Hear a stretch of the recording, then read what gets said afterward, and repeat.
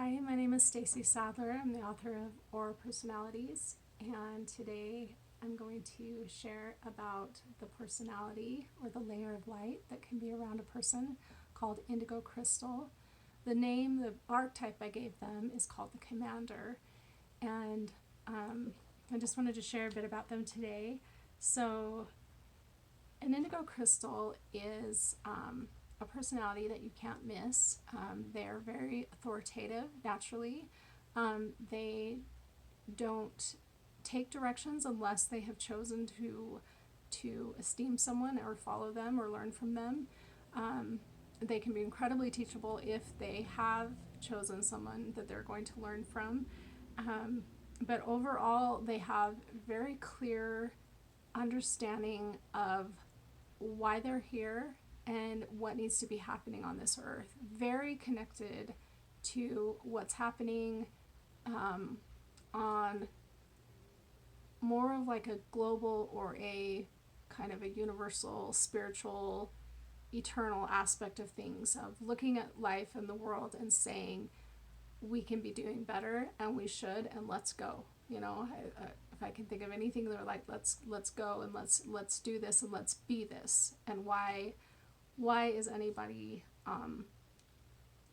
slacking? Like, why is anybody going behind it or forgetting what it is that we're doing here?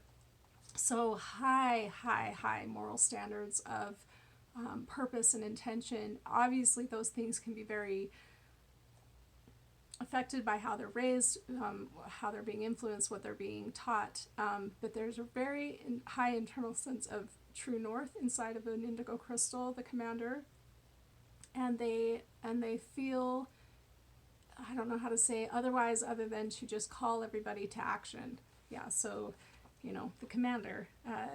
I always try to think of what life would be like for a child that's an indigo crystal. Kind of arriving in this earth feeling like you already have the answers, and in many ways there are answers you do have. It's the people aspect, it's the learning how to be part of a community.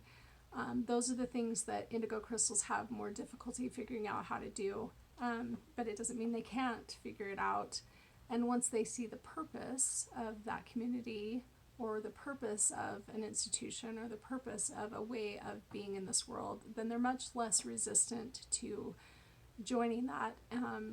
But they need to not feel like any part of them is being asked to be tamped down. But that inevitably happens with them, because when you have somebody that's kind of just saying, this is where we're going, this is what we must do, this is who we must be, and no excuses, you're going to have a lot of people pushing back against that. So there's a bit of a journey for indigo crystals. I used to feel just really sad for them, and I still do, some in knowing that their journey is a difficult one. But at the same time, I also used to ask, when is their purpose and time to step forward as commanders? When is that time going to happen? And I really couldn't see it. I didn't know. Okay, let me take that back. I could see it, but I didn't know how far into the future it would be. I now it's easy for me to see that it is now, that it has been in this recent months and years, and there's no reason for them to hold back any longer. So that's really good news, and they just need to figure out how to find their platforms and where they're going to be the most effective in getting their messages across. But it's a really cool personality. I love it, and I'm sure I'll share more about it later, but I just wanted to share at least this for now with the indigo crystals, the commander. They're in the spiritual aura family, and they're considered one of the new crystals, and I wrote about them in the book. Thanks.